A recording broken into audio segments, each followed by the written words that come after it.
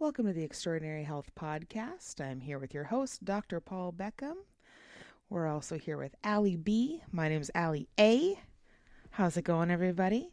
Today we're going to talk a little bit about the different various therapies that we use in the office and what conditions we treat the most with said therapies.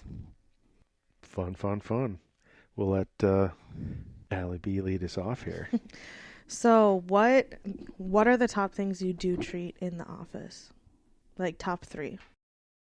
Top three, as far as, we'll just put categories on them here. Perfect. They're nerve conditions, especially peripheral and autonomic nerves, so the things that are going out to all your body tissues there. Obviously, we can treat your central nervous somewhat with some of the therapies that we have in the office as well, especially the laser. The next big thing would be your muscles, or the muscles and tendons, if you want to think of that together. So people that have muscle strains, I always think of baseball pitchers with rotator cuff strains. You get people that are into weightlifting, you can strain, your biceps, triceps, so muscles and tendons. And then kind of the third area is your bones and joints. So obviously, like with chiropractic and more my specialty in extremities, I'm looking at trying to get the proper structural alignment back to all the bones and joints, because once we do that, that's usually what's going to help reduce some of the pain and inflammation. But again, that's why we use some of the therapies in the office.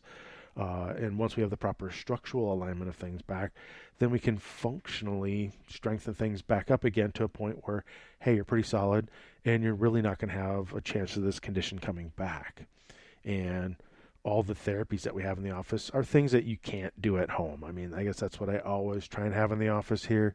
It's, if you can do it at home, let's have you do it at home here, but we're going to have the things that, yes, probably cost quite a bit more than what the average person's going to want to spend on a piece of equipment to have just laying around their house. So it's kind of those conditions. So nerves, muscles, and bones and joints. So all the things. All the things that keep your body moving and together. And so if you're treating like a nerve issue, what therapy would be your top suggestion to use? And I guess I'd start to look at, where is it at right off the bat here. The laser is probably the one thing that's going to be the best just to get any kind of pain and inflammation off of a nerve.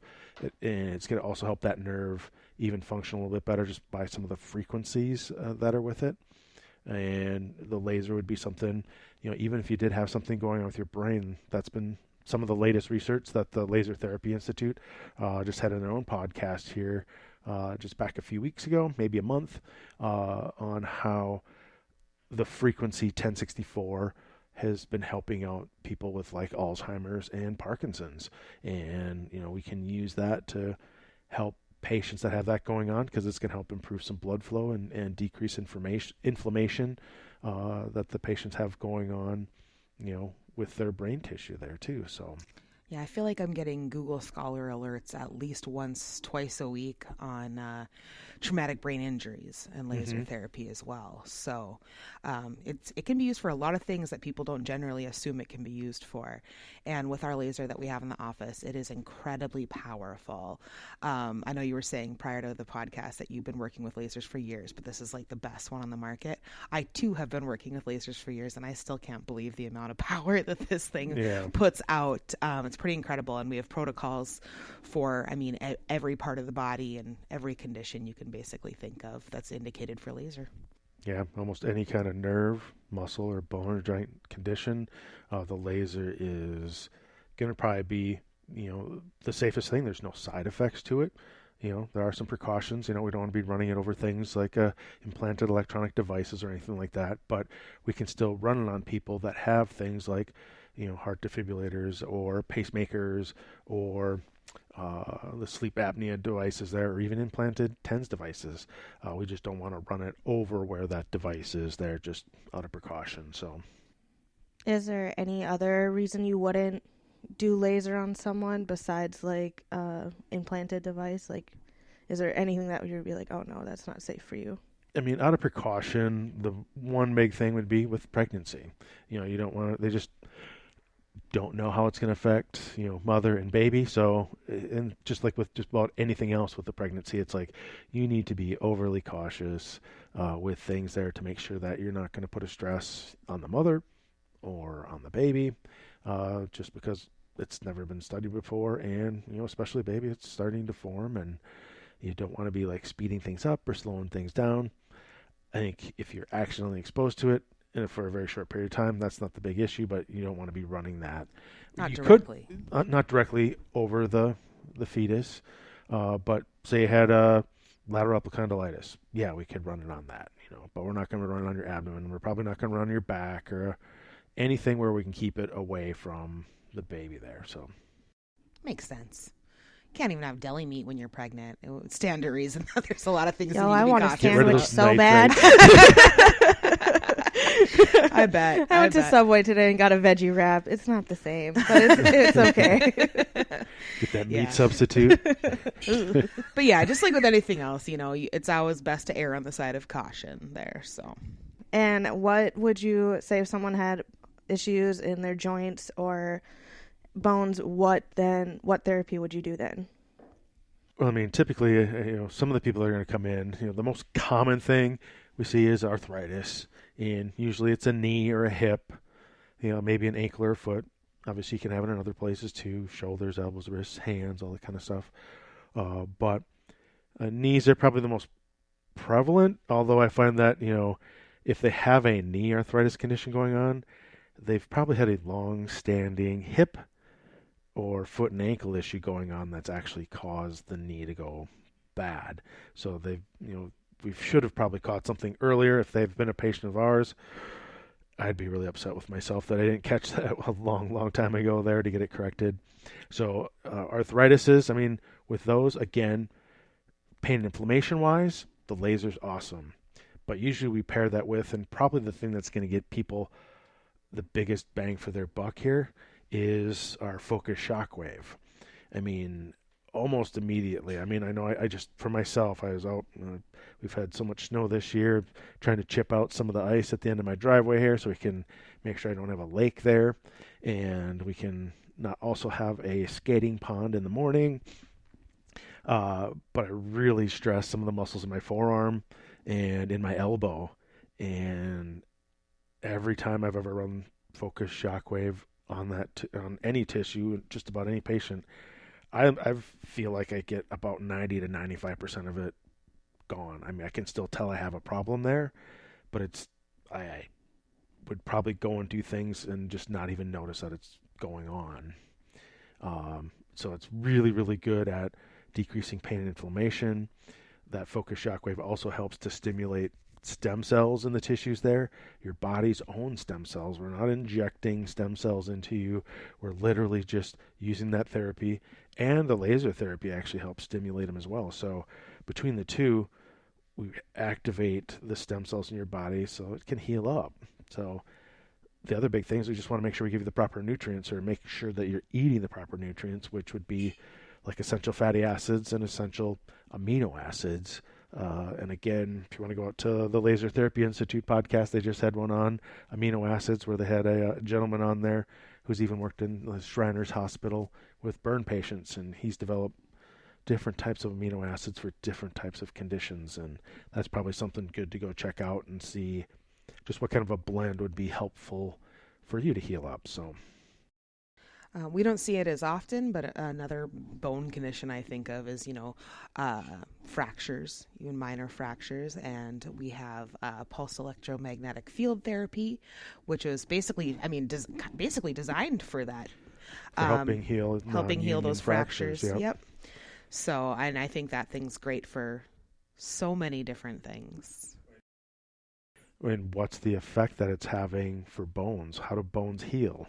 Here's a big trivia question for everybody here. Well, you got to get them osteoblasts doing their thing, right? They're osteoblasts, but your bones heal by the piezoelectric effect. Right. And that's actually what we're getting with the PEMF therapy here. So it's putting a charge on the end of your bones so that they can help heal and knit together again. It's pretty neat stuff. It sounds crazy, but it actually works. I mean, my son fractured his hand playing baseball, and We had him back. I mean, he wasn't full strength, but he was back. The fracture was healed in 4 weeks. Yeah, that's wild. PMF is crazy. Crazy good. Crazy good. I mean, most people's fractures probably heal in about 6 weeks, but it probably takes them 12 weeks to get back.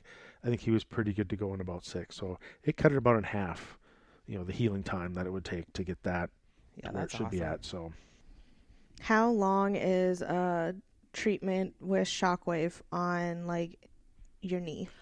So generally speaking, like Dr. Bekkum said, we're mostly working arthritic knees, or knees that have like built up scar tissue and things like that. So those treatments typically last between, say, 5 and 15 minutes, but probably closer to that 5 to 10 minute range. It's great because you can actually use it as kind of a diagnostic tool, which takes a little bit longer because you're kind of working it around, figuring out where those spots are. But then once you find them, it typically goes a lot quicker. But yeah, so I would say typically about 5 to 10 minutes for the general conditions that we see here. And like per knee, or if you're doing both of them? Per knee, yeah, definitely no more than 10 minutes, I would think, for both knees. If it's a subsequent treatment, if it's the first one, it might take a little bit longer, like I said, with the diagnostic stuff. But usually you can get in and out of shockwave in about 10 minutes. And don't the effects of shockwave last like weeks after a treatment as well? They do. Yeah, usually have to go through a course of treatment. So whatever we kind of determine when you first come in, depending if you're mild, moderate, or severe, there's, a typical amount of treatment you're going to need. But once you get to the end of that treatment, it'll last, they'll say, up to 12 weeks afterwards. It's still affecting the stem cells in your body to heal that tissue up. So right, you can't just have one treatment and then expect the effects to last up to 12 weeks. But up to is, I guess, correct. Yeah, the operative term. But after a course of treatments, typically. And I'd say like the mild cases, we're probably going to treat, a few treatments over about a month period of time. You can really only have it a couple of times a week, so it's usually a couple of times the first week, and then we might catch you, about a week later, and then maybe stretch that fourth one out about 2 weeks after that last therapy. And then the ongoing treatment, that's probably going to affect you for, maybe up to 4, maybe 12 weeks. 12 weeks might be stretching it on that mild end of the spectrum. I'll just keep saying up to. Yeah. In the range of 4 to 12. Yeah. And then moderate type cases using the focus shockwave, typically about 8 treatments. Again, we'll stretch those out over about a 2-month period of time. And severe cases up to like 12 treatments, and that's over about a 3-month period of time.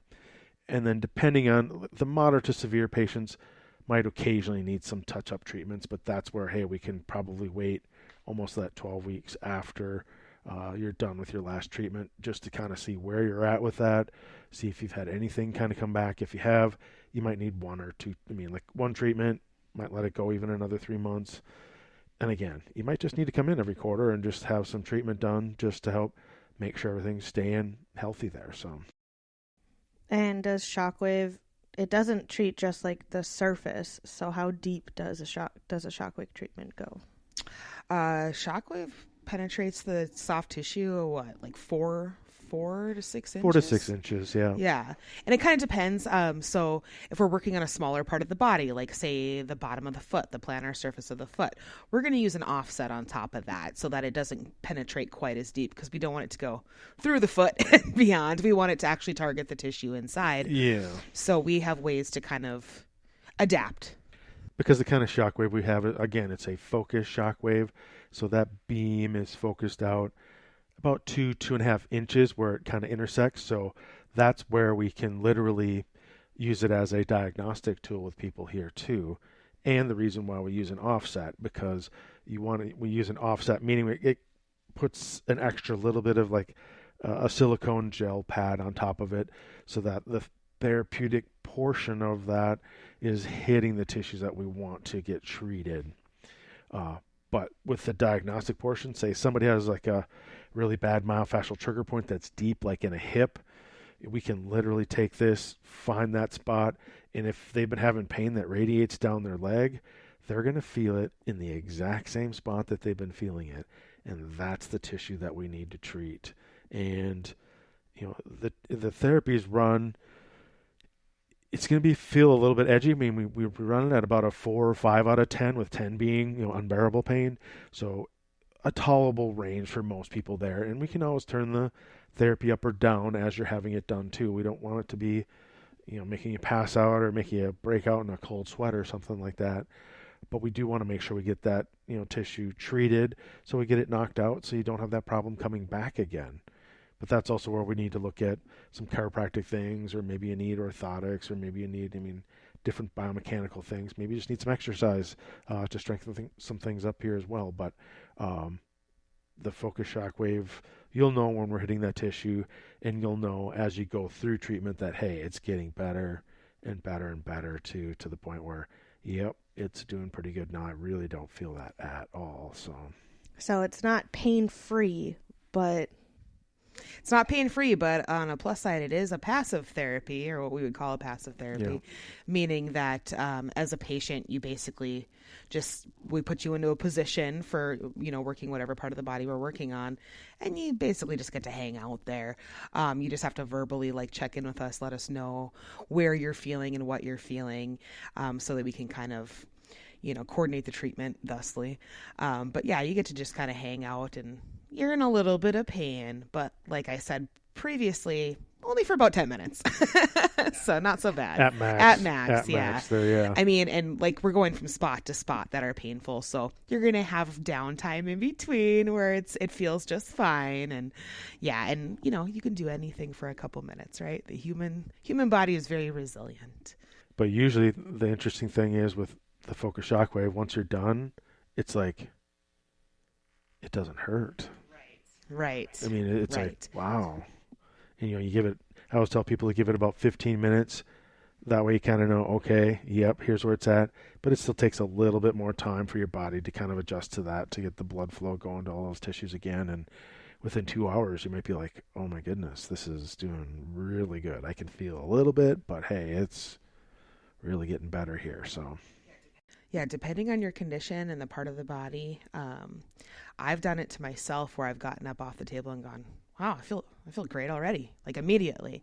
Other people not so much. Maybe it'll take me a day or two, or like you said, just a few hours. But everybody's a little bit different. Each condition is a little bit different, but you can find relief depending on your condition almost immediately as well. So now we've gone over laser, shockwave. What else do we have? We've got a little bit of PEMF she mentioned with fractures there, but we use PEMF. I mean, I guess looking at conditions that we treat in the office like neuropathy, and almost with all the neuropathies, the big thing that's going on is they're having some decreased blood flow. And again, that's what they developed PEMF for, besides fractures, was to actually help heal diabetic ulcers that weren't healing. And there's people that have had really miraculous results with that, where you run the PEMF and within a few hours, that tissue's actually kind of grown back over again, and it's actually healed up where that ulcer is. But we use it to just help improve blood flow to the extremities there for people, because that's a big thing. They're starting to even lose some of the arterioles, especially in their feet. Their hands can start to get affected once it gets really bad there too. But with using PEMF, we're putting that charge on the tissue there again. We're helping to improve the blood flow. We're using the laser, our high-intensity laser, which when I talked with Dr. Roundtree from the Laser Therapy Institute, I think he said there was really 28 lasers out of this. I mean, it's a 100-watt laser. It's not a cutting laser. It's a therapeutic laser that helps cut down your time as a patient as far as getting treated significantly, because even my previous laser that we had from the same company was a 20-watt laser. It would literally take an hour to do a neuropathy treatment. That same hour now is 12 minutes. So that's crazy. Even for local soft tissue injuries. like that treatment with the old laser, and I hesitate to use the word old because it's still highly functioning, very, Yeah. I mean, it's maybe 6 years old. right. It's a great machine still, but that, that local soft tissue protocol would take, 5-6 minutes. Now it takes a minute and a half. It's pretty cool. So yeah, we're getting you in, getting you out, getting you going a lot faster that way too. So besides that, I mean, I think the other thing that kind of goes with bones and joints is, disc conditions. And that's where we have spinal decompression therapy in the office. And typically with that, what I'm seeing with patients is that we can reverse it almost a phase of degeneration. And if you've seen a model of spinal degeneration or joint degeneration, it kind of goes from normal to mild to moderate to severe. And if I see somebody that's in that moderate category, we can almost reverse them back to a mild category while we're doing the treatment here. They're going to have some supplements that we have them take, like glucosamine, MSM. Now, like with our neuropathy, I think I'm going to have to look at some of these disc patients as well here. We might have to look at adding in some creatine, just because that's helping to increase intracellular water. And that's what is really giving the problem with people with connective tissue problems like disc conditions and stuff like that. So I think we might have to look at adding that into the protocol. We have testing equipment, so we could probably even test you to see, one, if you have neuropathy, and two, just what is your water status in your body here right now. And if you do need something to help increase that intracellular water, hey, we're going to have to probably look at using some creatine with you. We have other testing things that test for things like nitric oxide in your body, which that, if you need it, is an awesome supplement that'll help improve blood flow to all the tissues in your body. So with our neuropathy patients, that helps out significantly. Again, disc conditions, that could be something else that's helped as well. Those are a little bit of tangents there, but typically with the disc patients, we're going to use that spinal decompression therapy, which helps kind of rehydrate the discs. It rejuvenates them. You're literally are reversing, like I say, about 5, maybe 10 years worth of wear and tear on them by getting this therapy done.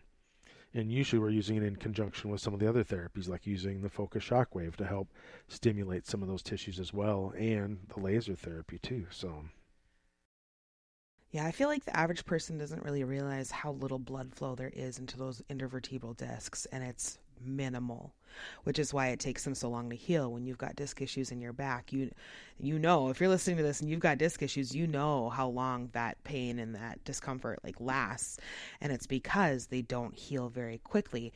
That decompression therapy allows the vertebrae to kind of stretch out, get that stuff flowing into those intervertebral discs and allowing that disc space to heal a little bit more quickly. So plus it feels really good. It's another passive therapy. You get to just lay there. It feels like a nice deep stretch, and I love it. I used to do a lot of cervical decompression, and that helped a lot. I was in a rear end car accident where I had some whiplash going on, and that decompression, man, did that help. I mean, a ton. And I think now that we've, the focus shockwave, we added a year and a half ago. The laser, the brand new laser we just got in December here now, just seeing how those help speed up that process too with the discs healing and all that has been significant. So people can probably, I'm sure we're going to see people get even better results now that we're adding all that stuff together here. And it's just going to be crazy. I mean, people get so better so fast just with the focus shockwave alone. That's just crazy. Yeah, the way I see it is when I'm injured or if I've got something going on, I want to get better as fast as possible. So I like to do what I call kitchen sink therapy. I'm going to throw everything but the kitchen sink at it. And if, even if this is only helping 5%, this is helping 15%, put them all together, you've got a pretty strong force of therapies that are going to get you on your feet a lot faster. And all the therapies that we have in the office, I mean, we're, like I say, or like she mentioned, we have, Google Scholar. Scholar, yep. Just all the research that's coming in constantly here and updating our therapies as needed with the latest that's been coming out. I think one thing I can think of that we haven't really talked about here yet was for our neuropathy patients.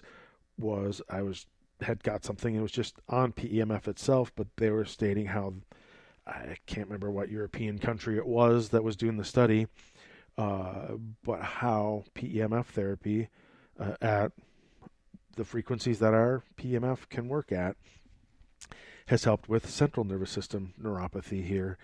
And they were using that to help patients significantly, and how it then even helped peripheral neuropathy, whether you have it from diabetes or chemotherapy.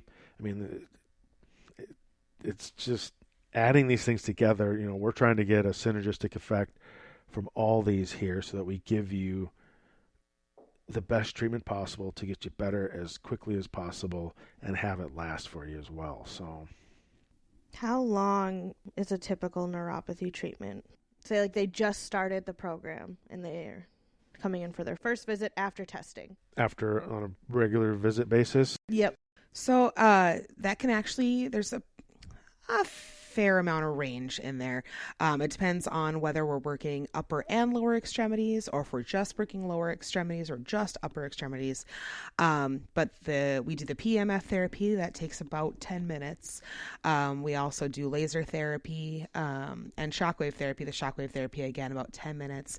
Now the laser therapy, that's where it kind of changes a little bit, because we have different protocols that we run through throughout the course of treatment that range anywhere from 3.5 minutes per limb to 8.5 minutes per limb. So that can kind of vary there. If you're taking that times 4, times 2, it's kind of a big difference. But typically you're going to be here for about 30 minutes minimum, including transition times between the different treatments. But it can be up to an hour. So anywhere between 30 minutes and an hour. Most of the protocols allow us to be closer to that 30-minute range, though. Yeah. By most 30 to 40 minute 30 range, to 40 minute range. Yeah, I think that's safe to say. I don't want to tell you you're only going to be here for 30 minutes and then you're here for 52 minutes and going, all right, Allie, what's the deal? I got to get out of here. We're trying to really get you going today. But we always try to make sure, too, that you can plan ahead and accordingly and let you know. I usually tell patients, okay, we're on a shorter one today. Next time is going to be a little bit longer, just so you can prepare for that. So now we've covered laser therapy, shockwave therapy, PEMF therapy, and decompression therapy. That's a lot.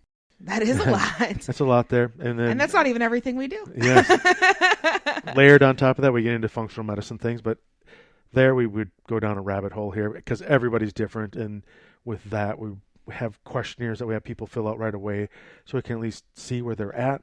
And then that'll help guide us with whether we need to run labs or something like that. But I think that's best left to another podcast here to get into that a little bit more in detail. So. Yeah. And if you have any questions about any of these therapies, I mean, I will tell you, I field phone calls, on a weekly basis from people calling and asking about they would call soft wave therapy, but we also have, the radial pressure wave as well as the focus shock wave. And I kind of will give you your options there when you call and ask about it. But if you're curious about any of the stuff or any of your conditions or any of the therapies that we do here in the office, feel free to give us a call, shoot us an email, click a link online, and just let us know, and we'll try and answer your questions as best as we can. You can always come in for a free consultation as well. Yep. And there's a lot of people that take advantage of that because at least then we can give you a pretty clear picture of what you personally might need for treatment to get better. So yeah, if you want to find out the best options, the quickest, coming in for a free consultation is the way to go. Awesome. I learned stuff today. Perfect. I hope everybody else did too. Well, thanks for listening. Have a great day. Bye.